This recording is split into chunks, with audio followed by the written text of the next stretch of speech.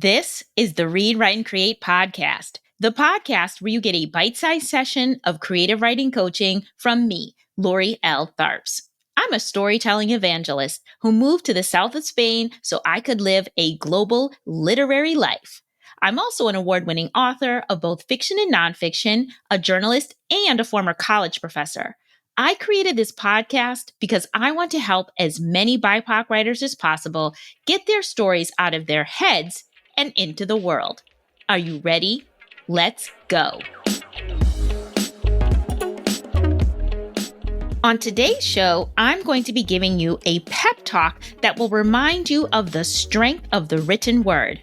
Today's show is going to be all about an incredible writer named Juana Inés de la Cruz, a woman who chose to become a nun rather than get married just so that she could continue her life of letters.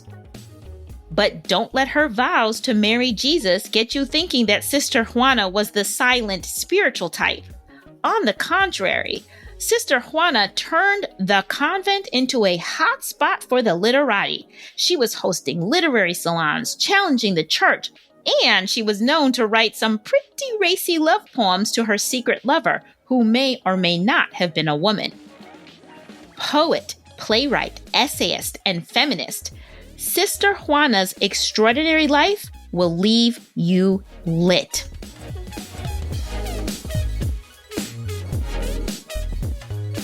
Hello, wordsmiths, storytellers, and scribes. Welcome back to the show. I hope everybody's writing is going well, and I hope you're feeling positive and motivated to keep putting pen to paper and getting your writing out into the world. Please remember, seriously, the world needs your work. Today, more than ever, we need BIPOC storytellers to share their stories, both fiction and nonfiction, in every single format. Books, comics, movies, plays, because we need new narratives to counter the ones that have left us where we are today, fractured, polarized, disconnected.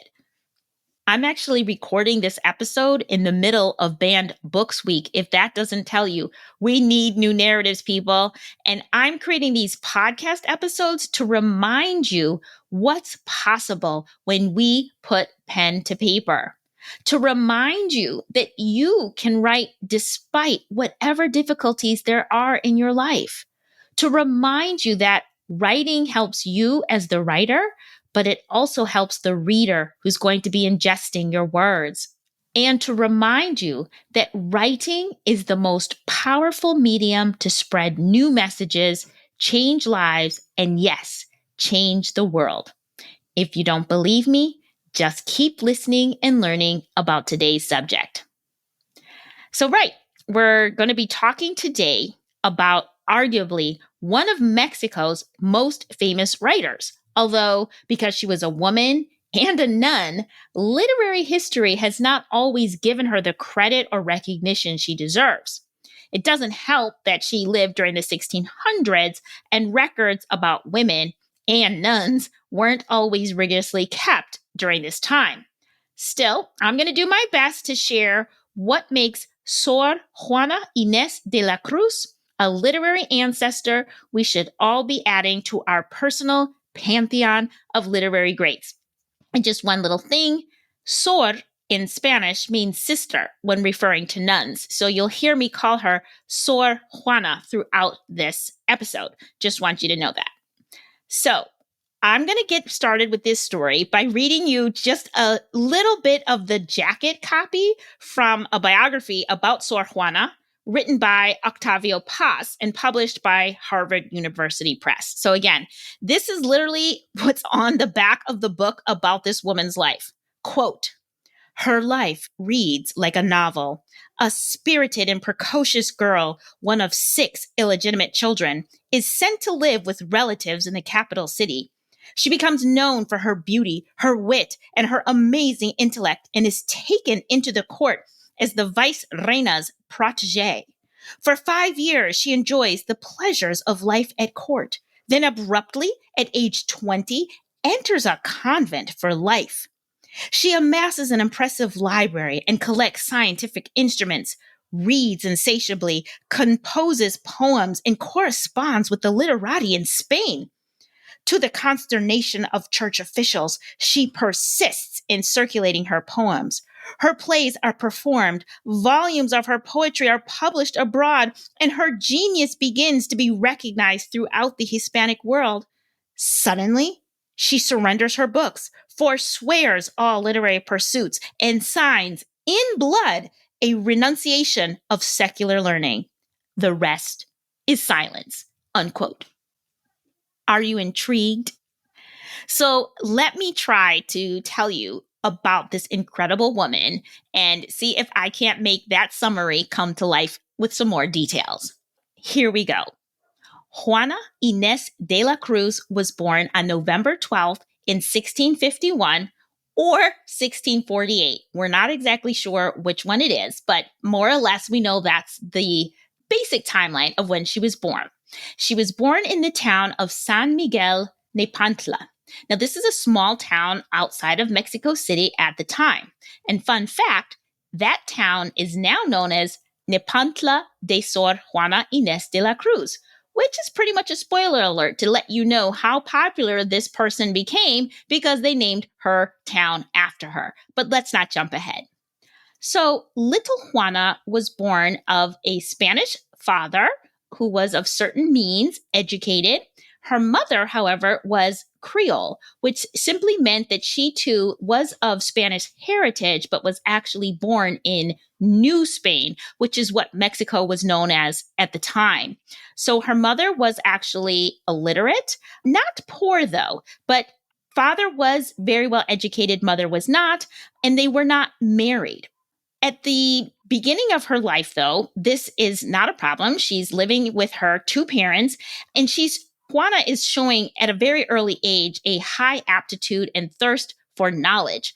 As an adult, whenever she had to explain and defend her love of learning, she'd always share this anecdote that when she was either 2 or 3 years old, she secretly followed her older sister to school and told the teacher that her mother said that she was supposed to learn to read and write, and that's why she was there. Now, the teacher did not believe this toddler because that's what she was at the time, but she apparently allowed little Juana to stay at school, and Juana was reading by the time she was 3 years old. By the time she's 6 years old, her father abandoned the family. Now, mind you, this marked Juana, the fact that her parents weren't married in the first place, she was illegitimate. However, the fact that he abandoned the family, the fact that she was, quote unquote, illegitimate, did not have the kind of damaging effects that one might think. Juana's mother took Juana and her other sisters to go back home and live with her parents on their hacienda, which indicates that they were of some means. And for Juana's sake, she was perfectly happy to live with her grandparents and spend all of her time in her grandfather's library reading all of his books.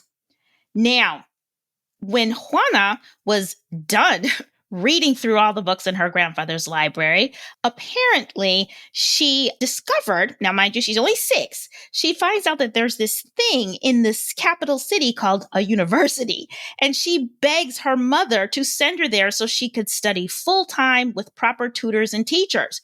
Her mother laughs at little Juana and says, "Juana, darling, university is for boys, for men, not little girls," to which Juana reportedly replied, "Well, cut my hair and dress me up like a boy and send me there so I can study at the university." Not surprisingly, her mother was like, "No." Instead, Juana continued to just read and try to educate herself as much as possible.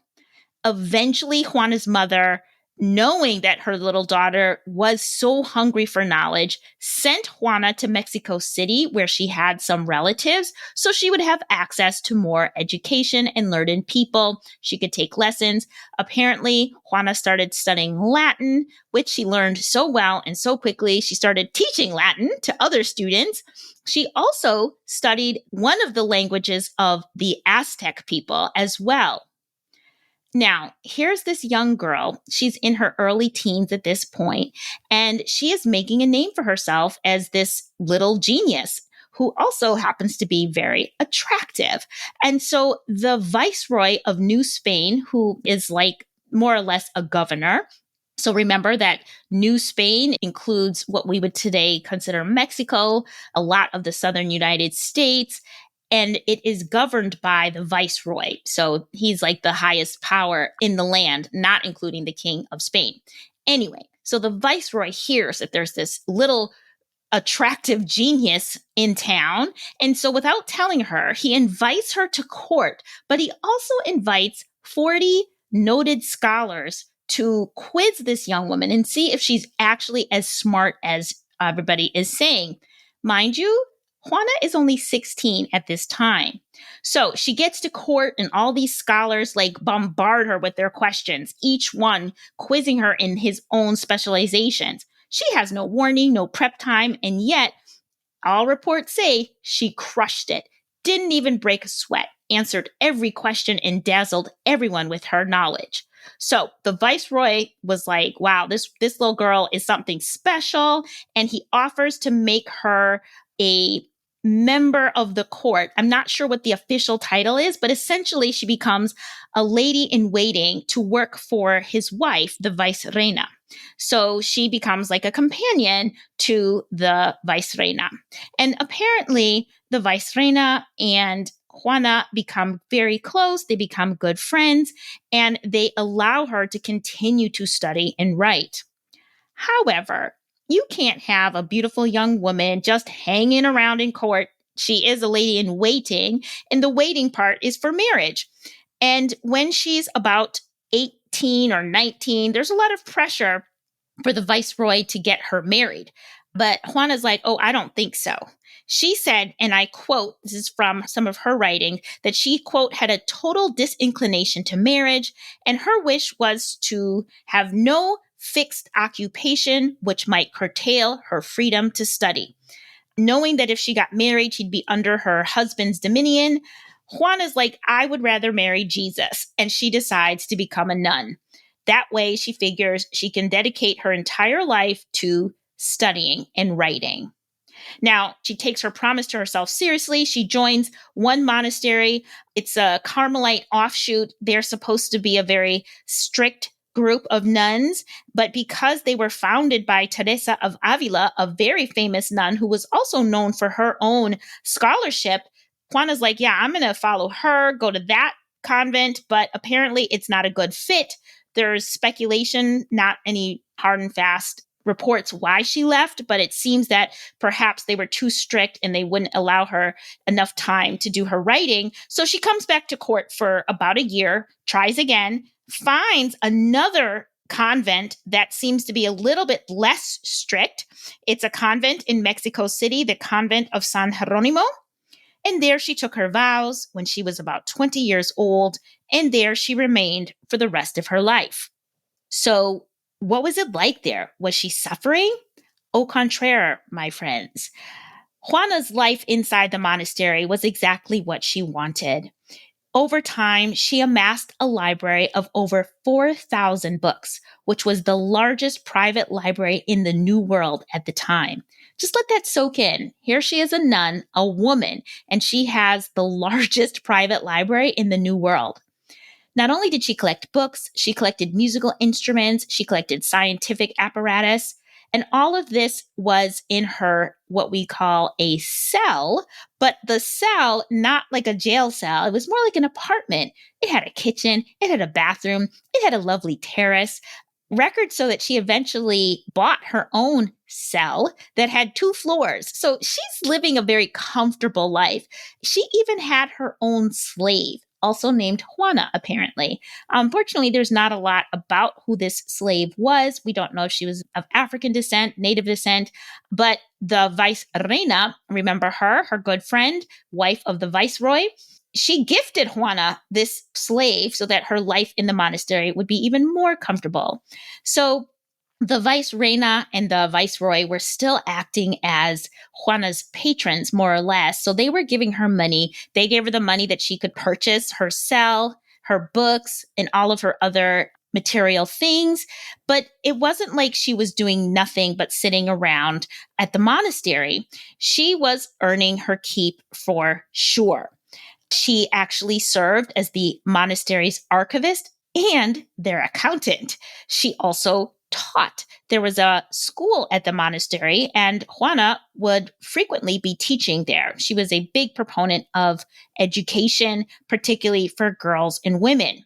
She also wrote religious texts for different religious ceremonies, and she served as the unofficial court poet for the viceroy and the vicereina at this time. So she would craft poetry and plays for the court as well. So again, Juana is no slouch. She is writing, she is reading, she is studying, she is helping out, using her intelligence to really help everybody out at the monastery.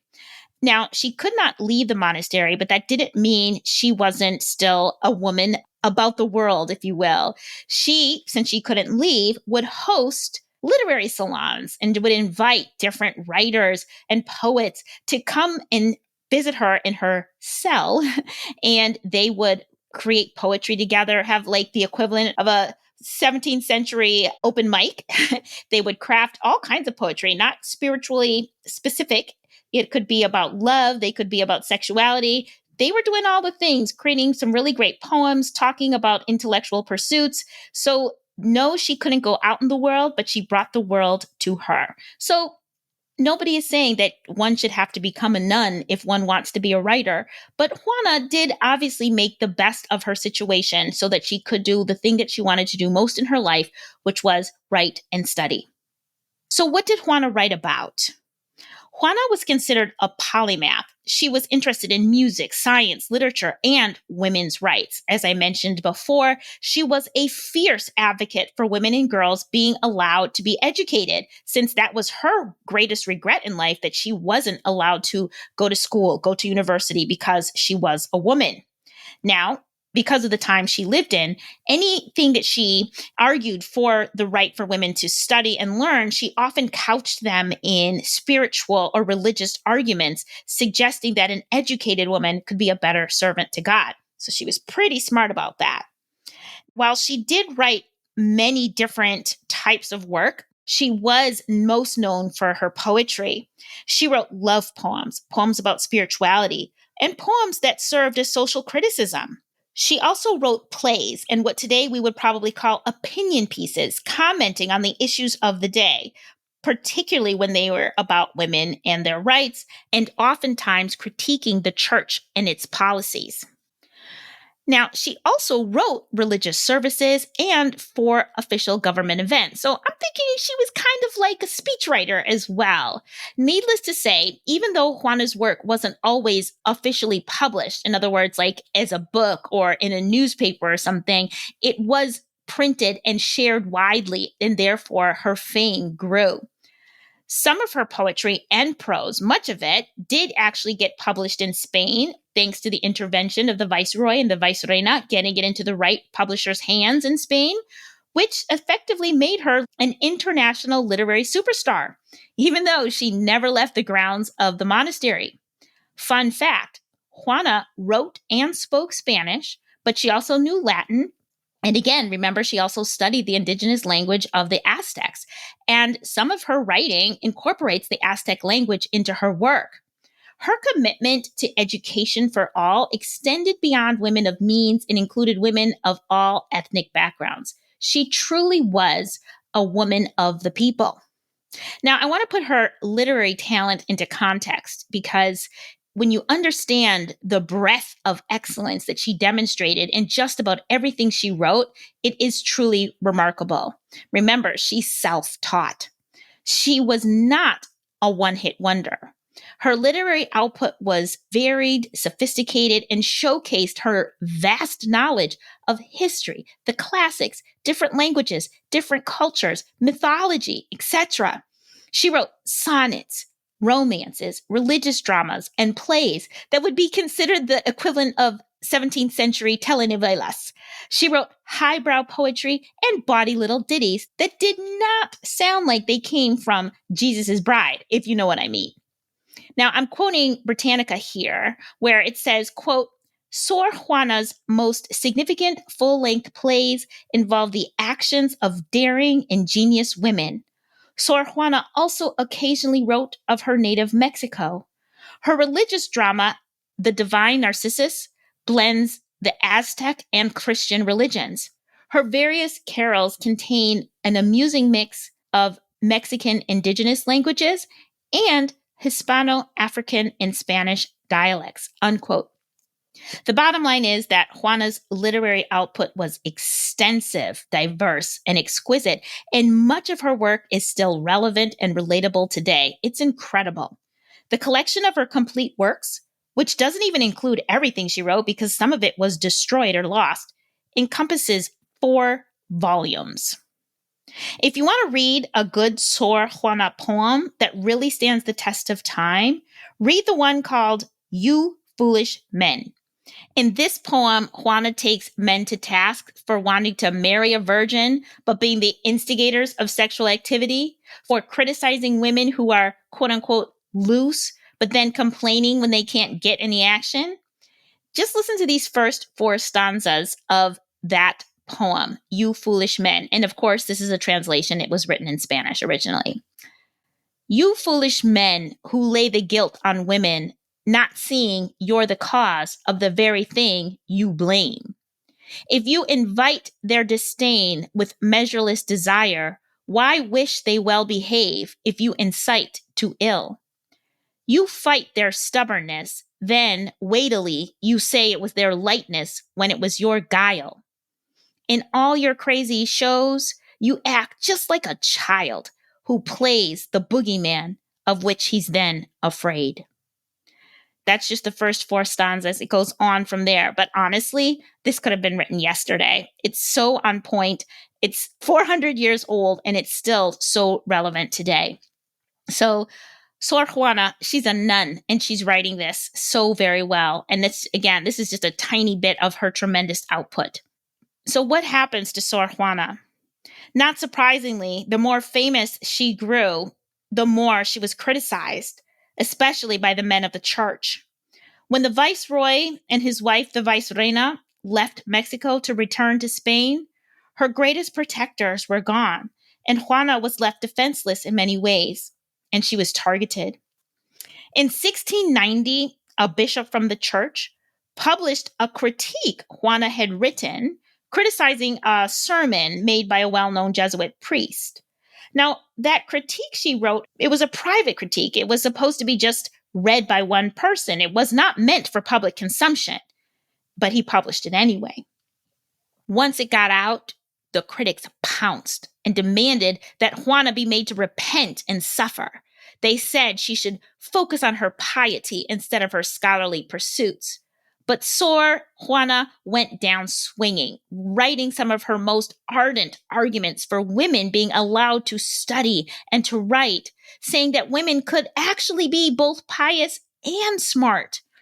Juana responded to the bishop in March of 1691 with what the Poetry Foundation refers to as, quote, the first feminist manifesto. Her response was called Respuesta a Sor Fileta de la Cruz. Response to Sister Fileta. The bishop, weirdly, when he wrote his critique, he pretended to be a woman, so she responded to this pretend woman. Anyway, in her arguments, she says, quote, one can perfectly well philosophize while cooking supper, unquote, just to show how foolish it was that men thought that women couldn't be both smart and do their womanly duties, so to speak. She argues that her study of, quote, human arts and sciences helped her to understand sacred theology, and it would help other women as well. So even as she's arguing for herself and her own livelihood, she's still thinking about all the other women and girls who should have the right to study and to write. Here's a small quote from some of her arguments. Quote, she studies and disputes and teaches, and thus she serves her faith. For how could God, who gave her reason, want her ignorant? Unquote. Sadly, her strong and fervent responses only made church officials madder. more intent on squashing her spirit. They demanded that she stop all of her secular writing, all of her secular reading. They made her sell all of her books and donate the money to the poor.